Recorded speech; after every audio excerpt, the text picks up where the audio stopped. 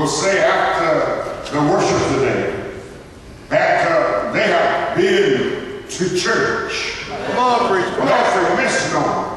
Yes, sir. God is not really that concerned That's right. about your coming to church. That's right. Come on, preach. As he is in your being the church. That's right. Come on, preach. And when you are the church, when you really are the church, you don't come in looking at your wife. Come on, preach. That's right.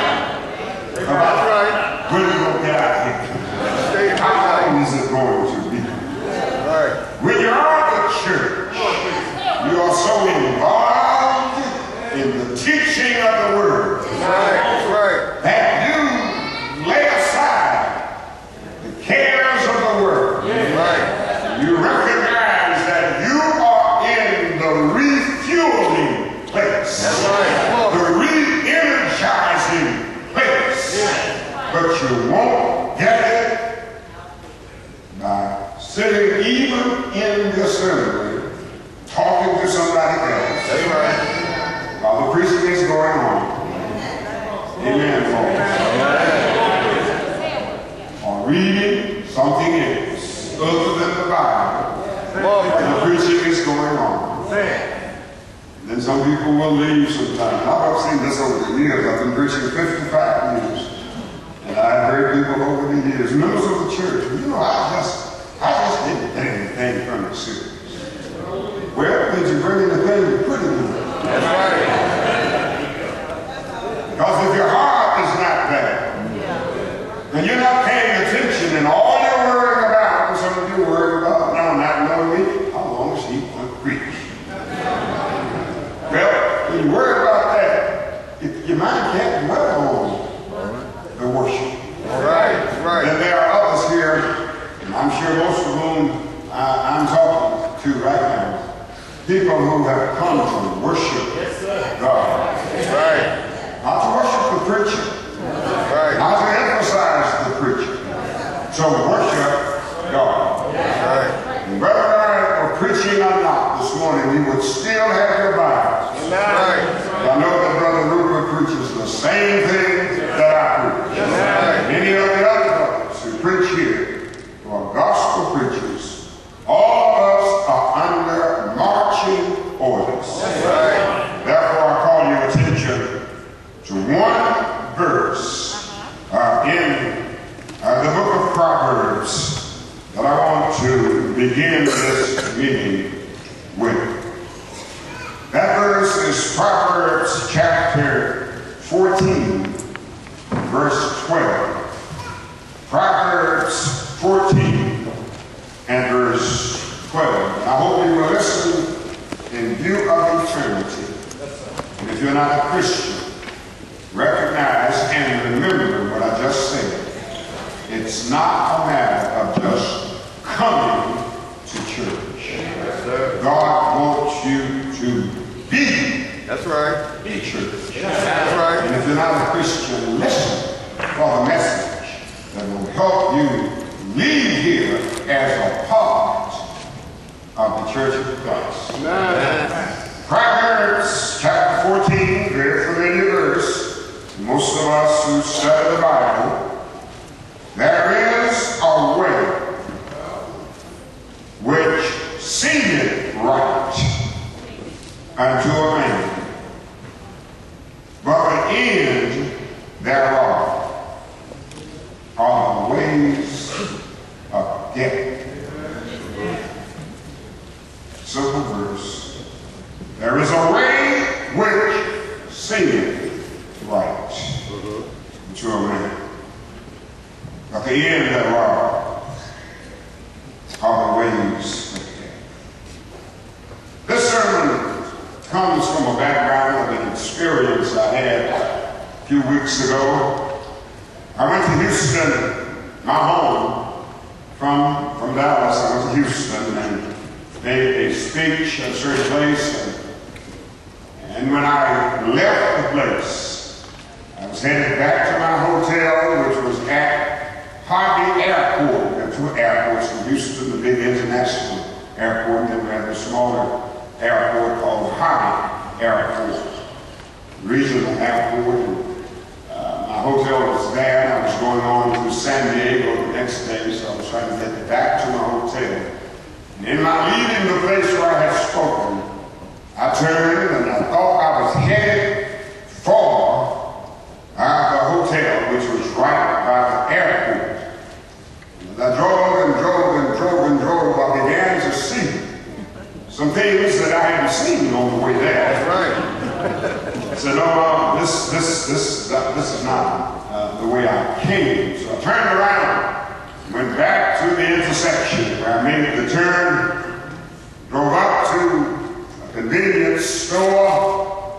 This was now in a Hispanic neighborhood. It was a store where the proprietor that singing there, the worker, whoever was on duty, was Hispanic. So I was wondering if he spoke English, but I went in there and asked him, told him where I was trying to go, but I just used the airport because my hotel was right there by the airport, and I said, which way to Hobby Airport? He was very nice and spoke English very well. Came outside. He said, where are you parked? I said, right here at a rental car. He said, get in your car and go back to the light you see down there. You have to go to that light, turn right, go straight, come on, follow that highway. Now he said, you're going to come to some other highways, crossing. Yes, sir. But don't take those highways, just go straight. That's right. If you go straight, you will end up at the airport. That's right. When I listened to him there, then I said, well, now I thought I was on the right road. He said, you're on the right road. You're just going the wrong way. And that's what I want to talk about here this morning. That's right. Right road. Wrong way. Yes, sir. Yes, sir. Strangely enough, the road's name was Broadway. But I was going the wrong way. But it seemed right. Because I'm from Houston. That's right. So many things have changed since I lived in Houston. But then when I had that experience, a very simple experience, I said this could be a sermon because there are many, many people Come on, preacher. on the right road, and that is trying to get to God. That's right. They're just going the wrong way. Come on, preacher. That's the wrong way. So, in preaching this sermon this morning, I hope I can help some of you who are religious, who are trying to make it to God. Right. You have to follow the way, but it has to be the right way. That's right. Yet, the wise man Solomon said, there is a way which seemeth right. That's right. The way can look good to you. It seems right. But the end thereof are the ways of death. The end thereof are the ways of death. Our statistic the other day on television, that statistic said that 85% of the peoples of the world believe that there is a God. Right.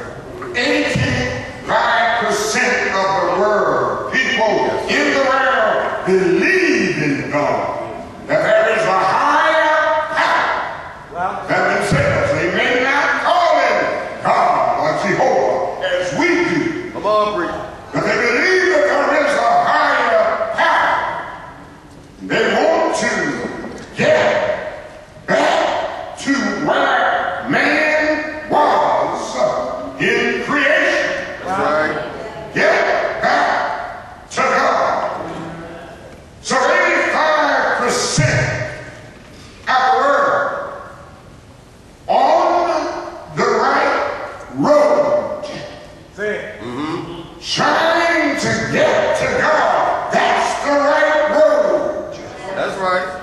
But you have to